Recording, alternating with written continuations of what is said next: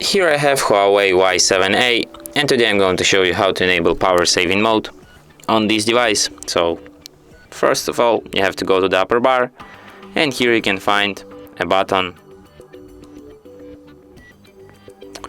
Unfortunately, you can't find this button here, but maybe you can find it here. It's only ultra power saver here.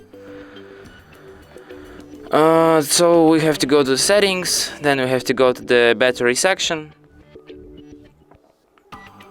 and here we can enable our power saving mode.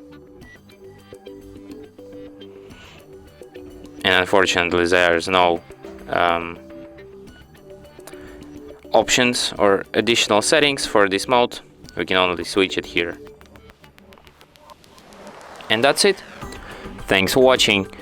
If you find this tutorial useful, don't forget to hit that like button and subscribe to our channel.